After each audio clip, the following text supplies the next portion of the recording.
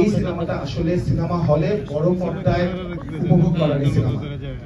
So এই জন্য আমি দর্শকদেরকে ধন্যবাদ জানাই এবং আমাদের কলাকুশলী যারা আছে এবং আমাদের বন্ধু বান্ধব সবাইকে আজকে আমন্ত্রণ এই স্পেশাল শোটা দেখবার জন্য। তো রনি ভাই, আপনাকে একটু অনুরোধ করছি কিছু বলার জন্য। সবার প্রতি অনেক অনেক কৃতজ্ঞতা, আপনারা অনেক কষ্ট করে এখানে এসেছেন।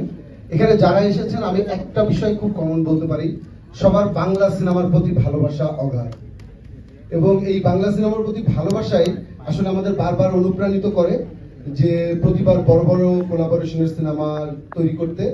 এবং এই মঞ্চে অথবা এই সিনেমা হলগুলোতে আমরা প্রতিবার যখন স্পেশাল স্ক্রিনিং আসি তখন আমাদের একটা বিষয় বারবার আমাদেরকে আসলে সামনের দিকে এগিয়ে নিয়ে যায়।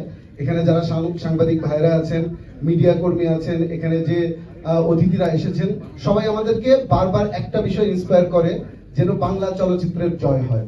কাজেই সবার প্রতি অনেক অনেক কৃতজ্ঞতা এবং আমরা কাজ করে যাচ্ছি। একটু আগেও শাকিল ভাই যেটা বললেন যে পাইরেসি, এটা বাংলা চলচ্চিত্রের জন্য অনেক বড় একটা হুমকি। এই হুমকিটা ঘটতে ঘটতে বাংলাদেশ সরকার, বাংলাদেশ পুলিশ প্রশাসনকে অনেক অনেক ধন্যবাদ জানাই, খুব অল্প সময়ের মধ্যে 3 জনকে গ্রেফতার করেছে। এবং দর্শককে ধন্যবাদ জানাই যে তারা আসলে এই পাইরেসির বিরুদ্ধে একটা মানে শক্ত অবস্থান নিয়েছে, জন্যই এই তাণ্ডব সিনেমাটা কিন্তু এখনো দর্শক নন্দিত এবং সিনেমা হলে খুব ভালো চলছে। এবারিতে মুক্তিপ্রাপ্ত সকল সিনেমা যেন ভালো করে এবং সামনে শুধু ঈদ না, ঈদ ছাড়াও যত সিনেমা সামনে রিলিজ হবে, একটা বিষয় আমরা আবার কমন ওই বিষয়টাই বলতে চাই যে আমরা শুধু বাংলা চলচ্চিত্রের জয় চাই। Thank you so much. Rafi ভাইয়ের কাছে একটু।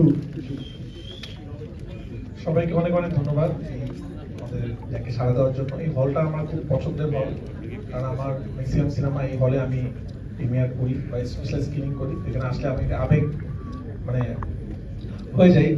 তো এবার আমরা সবাই একটা কষ্ট পেয়েছি পাইরেসির জন্য, কারণ আমার একটা জিনিস মনে হচ্ছিল যে এবারে তো অনেকগুলো সিনেমা মুক্তি পেয়েছে, আমরা চাই সবগুলো সিনেমা ভালো যাক, শুধু একটা সিনেমায় কিন্তু পাইরেসি হয়েছে। তার মানে এটা খুব স্পষ্ট বোঝা যাচ্ছে উদ্দেশ্য প্রণোদিত ভাবে কেউ একজন বা কোন একটা চক্র প্ল্যান করে এই কাজটা করছে। এবং এর আগে যদি আপনারা জানেন, বরবাদ যখন অনেক ভালো ব্যবসা করছিল, ঠিক তখন বরবাদও পাইরেসি হয়ে যায়।